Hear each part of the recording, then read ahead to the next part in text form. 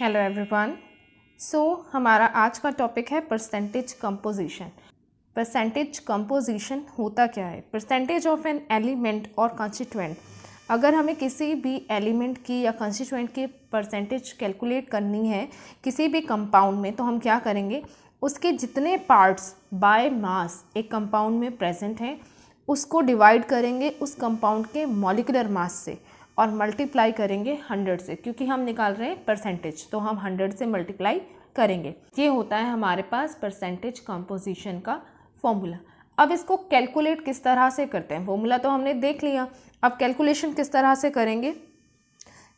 हमारे पास जो first example मैंने लिया हुआ है ये है CuSO4 5H2O copper sulphate pentahydrate. इसमें कैलकुलेट करते हैं परसेंटेज कंपोजिशन। सपोज हम कैलकुलेट कर रहे हैं वाटर के लिए कि कितना परसेंट जो है वाटर ऑफ क्रिस्टलाइजेशन प्रेजेंट है इस कंपाउंड के अंदर, इस कॉम्प्लेक्स के अंदर। अब देखो करना क्या होता है हमें। सबसे फर्स्ट तो हम कैलकुलेट करेंगे इस कंपाउंड का मॉलिक्यूलर मास।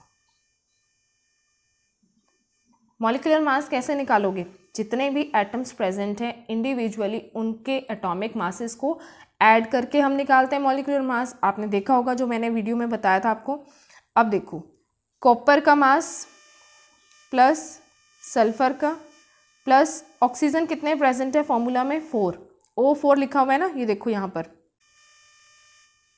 ये देखो ऑक्सीजन के सबस्क्रिप्ट में 4 है, यानी 4 into mass of oxygen plus water molecules कितने हैं? 5, तो 5 into mass of water. Copper का मास कितना होता है? 63.5। सल्फर का मास कितना होता है? 32। ऑक्सीजन का मास कितना होता है? 16 और 4 आगे था, ये मैंने यहाँ पर लिख दिया। प्लस वाटर का मास कितना होता है?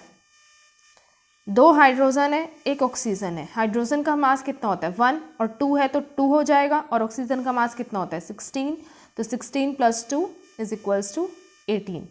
इसको सॉल्व करो। जब इस सब को ऐड करोगे तो आपके पास आएगा 249.5, ये आएगा आपके पास। ये तो आ गया हमारे पास molecular mass of the compound. अब जिसकी हमें परसेंटेज निकालनी है उसके number of parts by mass निकालेंगे। तो number of parts by mass of water. देखो कितने वाटर मॉलिक्यूल्स प्रेजेंट है इस फॉर्मूला में हमारे पास? 5।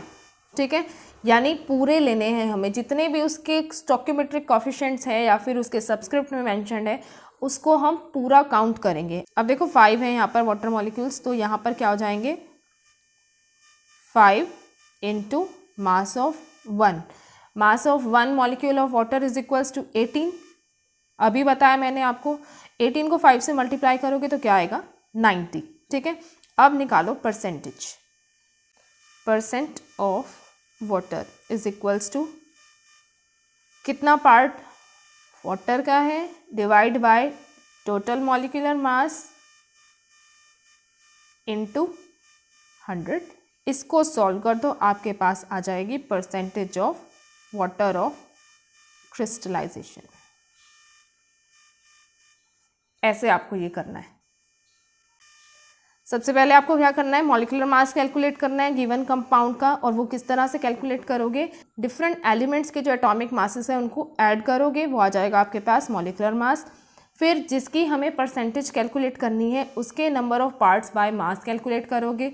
वो कैसे? पहले वो देखो कि वो एलिमेंट या फिर वो कंपोनेंट कितने पार्ट्स उसके प्रेजेंट है। यहाँ पर 5 पार्ट्स प्रेजेंट थे वाटर के, और एक वाटर मॉलिक्यूल का मास कितना होता है? 18, तो 5 इंटू 18 90। तो परसेंटेज ऑफ वाटर कैसे निकालोगे? इस कंपोनेंट का जिसकी हमें परसेंटेज निकालनी है उसका mass divided by total molecular मास या फिर molecular mass of compound into 100, और उसको सॉल्व करोगे तो आपके पास आ जाएगी परसेंटेज ऑफ दैट एलिमेंट और component in a given compound. उसके बाद सेकंड देखो आपको क्या दिया हुआ है, KClO3 पोटेशियम क्लोरेट यहाँ पर दिया हुआ है आपको। इसकी कैलकुलेट करनी है हमें परसेंटेज कंपोजिशन। मान लो हमें कैलकुलेट करनी है यहाँ पर पोटेशियम की। अब देखो इसके लिए क्या करोगे, KClO3 इसकी कैलकुलेट करनी है। सबसे पहले तो इसका मॉलिक्यूलर मास, मॉलिक्यूलर मास कैसे आएगा, mass of potassium plus chlorine. देखो पोटेशियम के सबस्क्रिप्ट में भी कुछ नहीं है, क्लोरीन के सबस्क्रिप्ट में भी कुछ नहीं है, लेकिन ऑक्सीजन के सबस्क्रिप्ट में 3 है, यानी 3 इंटू मास ऑफ ऑक्सीजन। इसको कंप्लीट लिखोगे मास ऑफ ऑक्सीजन, यहाँ पर भी मास ऑफ पोटेशियम, यहाँ पर भी मास ऑफ क्लोरीन और यहाँ पर मास ऑफ ऑक्सीजन। ठीक है, अब पोटेशियम का मास कितना होता है 39, क्लोरीन का एटॉमिक मास कितना होता है 35.5 और ऑक्सीजन का कितना होता है 16। इसको सॉल्व करो, ये आपके पास आएगा 122.5। ये आ गया मॉलिक्यूलर मास, यूनिट लिख दिया मैंने आगे। फिर उसके बाद मुझे कैलकुलेट करनी है परसेंटेज ऑफ पोटेशियम, यानी पहले तो मैं नंबर ऑफ पार्ट्स ऑफ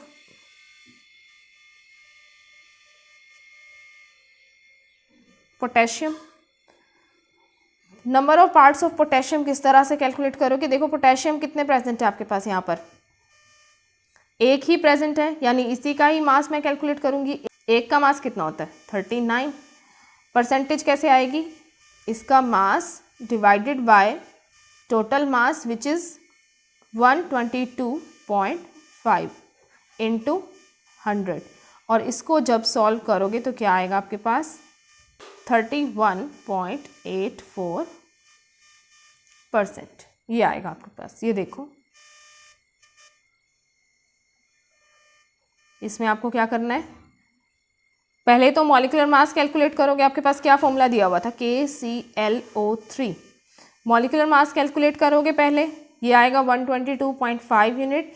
फिर अगर मुझे कैलकुलेट करनी है percentage of potassium in this compound, तो पहले number of parts by mass of potassium ये कैलकुलेट करूँगी, कितने हैं इसके नंबर ऑफ पार्ट्स बाय मास। अब ये एक ही प्रेजेंट है ना यहाँ पर, इसके सबस्क्रिप्ट में कुछ भी नहीं है, ना इसके आगे यहाँ पर स्टोइकियोमेट्रिक कोएफिशिएंट कुछ है, तो इसका मास कितना है एक एटम का पोटेशियम के 39। और परसेंटेज कैसे कैलकुलेट करोगे, mass of this element divided by molecular mass into 100, और ये आपके पास आ जाएगा 31.84। इस तरह से आप इसके जो बाकी एलिमेंट्स हैं जैसे क्लोरीन है और ऑक्सीजन है, उसका भी परसेंटेज कंपोजिशन कैलकुलेट करोगे। फिर आपको देखो थर्ड कंपाउंड क्या दिया हुआ है, मोहर सॉल्ट यहाँ पर लिया हुआ है मैंने, इसको मोहर सॉल्ट बोलते हैं। FeSO4 NH4 twice SO4 into 6H2, ये लिया हुआ है हमने FeSO4 NH4 twice SO4 6H2। इस कंपाउंड का नाम होता है मोहर सॉल्ट।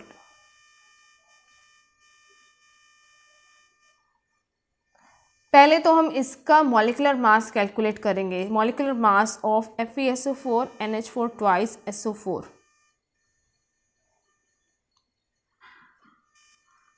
देखो मॉलिक्यूलर मास कैसे कैलकुलेट करोगे, एटॉमिक मासेस को ऐड करोगे। आयरन का जो एटॉमिक मास है वो कितना होता है 56, सल्फर का 32, ऑक्सीजन का 16, और यहाँ पर कितने ऑक्सीजन प्रेजेंट है 4 इंटू 16। फिर उसके बाद ये देखो NH4 ट्वाइस इस तरह से दिया हुआ है, यानी ये जो 2 है वो N के साथ भी है और H के साथ भी है। तो यहाँ पर नाइट्रोजन कितने हो गए अभी 2, और एक का मास कितना होता है 14। फिर हाइड्रोजन यहाँ पर कितने हो गए, यहाँ पर अंदर 4 था, यहाँ पर बाहर 2 है, यानी 4 2s are 8 हाइड्रोजन का मास कितना होता है 1, प्लस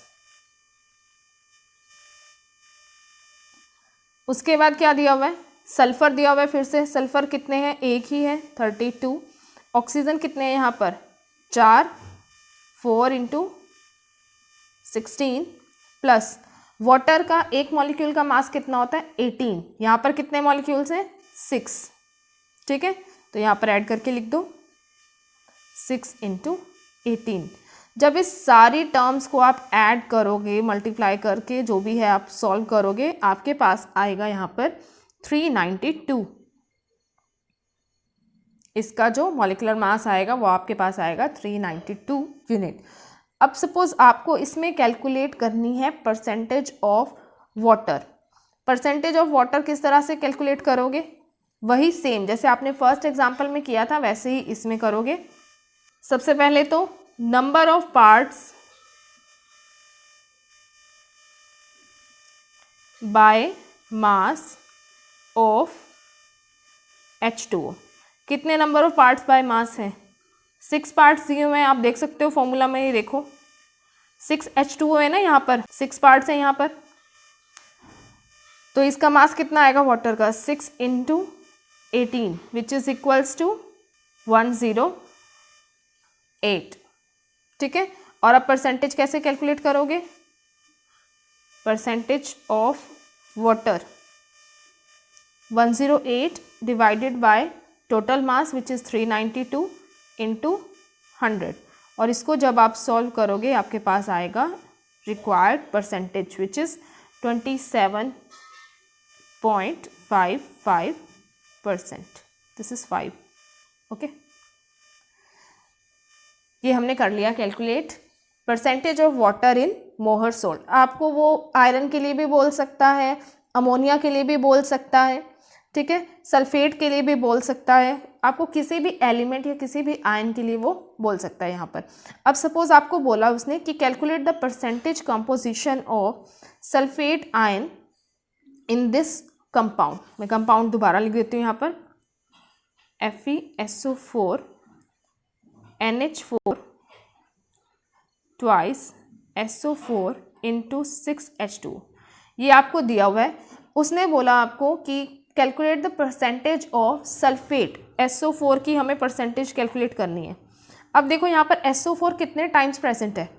देखो एक तो ये प्रेजेंट है और एक ये प्रेजेंट है, 2 टाइम्स यहाँ पर प्रेजेंट है सल्फेट आयन। अब ये देखो इसको वैसे ही करोगे सेम। अब मॉलिक्यूलर मास कितना था कंपाउंड का? 392 आया था मॉलिक्यूलर मास तो, और जो नंबर ऑफ पार्ट्स बाय मास है सल्फेट का bye mass of SO4 2 negative, कितना है इसका नंबर ऑफ पार्ट्स? 2 है ना प्रेजेंट, और एक का मास कितना हो जाएगा? पहले तो mass of sulphur which is 32, और ऑक्सीजन कितने प्रेजेंट होते हैं सल्फेट में? 4 प्रेजेंट है ना यहाँ पर, ये देखो ऑक्सीजन 4 प्रेजेंट है, यानी 4 ऑक्सीजन। इस आयन का कुछ भी लेना देना नहीं है यहाँ पर, इस आयन से कंफ्यूज मत होना, इस चार्ज से। सिर्फ आपको क्या करना है, जो भी एलिमेंट्स या एटम्स प्रेजेंट हैं उनके मासेस को ऐड करोगे, और जितने भी वो प्रेजेंट है, चाहे 2 पार्ट्स प्रेजेंट है उसके, चाहे 3 पार्ट्स, चाहे 5, 10, कितने भी पार्ट्स प्रेजेंट है उस नंबर से आप मल्टीप्लाई कर दोगे। तो ऑक्सीजन यहाँ पर 4 है तो 4 × 16, ये क्या हो जाएगा? उसके बाद 2 × 32 + 64 which is equals to 2 × 96 which is equals to 192। ये आपके पास आ जाएगा यहाँ पर। अब परसेंटेज कैसे निकालोगे इसकी? वही same formula, percentage of sulphate. कितना मास आया है 2 सल्फेट आयंस का? 192। मॉलिक्यूलर मास कितना है? 392। मल्टीप्लाई करोगे 100 से, और ये आ जाएगा सॉल्व करके आपके पास 48.98%। ये था क्वेश्चन। सबसे पहले तो मॉलिक्यूलर मास, फिर जिसकी परसेंटेज कैलकुलेट करनी है उसका मास कैलकुलेट करोगे, और फिर उसके मास को, उस एलिमेंट के मास को डिवाइड कर दोगे total mass of the compound, या फिर मॉलिक्यूलर मास ऑफ कंपाउंड, और आपके पास आ जाएगी परसेंटेज, और 100 से मल्टीप्लाई ज़रूर करोगे। फिर उसके बाद लास्ट कंपाउंड दिया हुआ है C2H5COOH, प्रोपेनोइक एसिड ये दिया हुआ है। अब पहले तो इसका मॉलिक्यूलर मास कैलकुलेट करोगे। मॉलिक्यूलर मास कैसे आएगा? कार्बन कितने प्रेजेंट है यहाँ पर? 2 + 1 3, तो 3 × 12, क्योंकि कार्बन का मास कितना होता है? 12।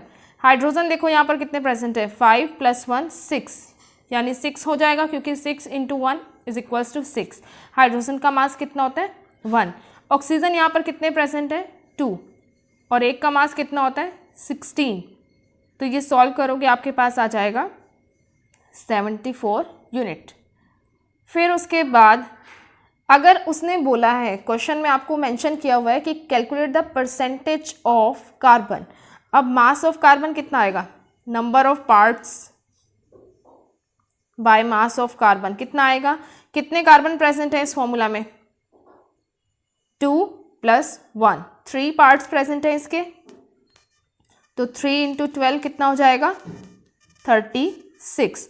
और अब इसकी परसेंटेज कैलकुलेट कैसे करोगे, ये तो बहुत आसान है। Percentage of carbon = 36 divided by 74 × 100 which is equal to 48.65%। ये आ जाएगा आपके पास इसका परसेंटेज। तो ये भी कितना इजी क्वेश्चन था। ऐसे ही आपको 2-3 क्वेश्चंस प्रैक्टिस करने हैं इस टॉपिक के, आपको ये टॉपिक बिल्कुल रिवाइज हो जाएगा। अब ये देखो, दोबारा से इसको बता देती हूँ। C2H5COOH ये दिया हुआ था, मॉलिक्यूलर मास इसका कैलकुलेट करोगे। फिर अगर उसने बोला है कि परसेंटेज ऑफ कार्बन कैलकुलेट करो, तो number of parts of carbon कितने हैं 3 कार्बन प्रेजेंट है, एक कार्बन का मास कितना होता है 12, तो 12 × 3 करोगे क्या आएगा 36। और परसेंटेज कैसे आती है, जिस भी एलिमेंट का मास हमें, मतलब जिस भी एलिमेंट की हमें परसेंटेज कैलकुलेट करनी है उसका mass divided by molecular mass of compound into 100, और ये आ गया आपके पास 48.65।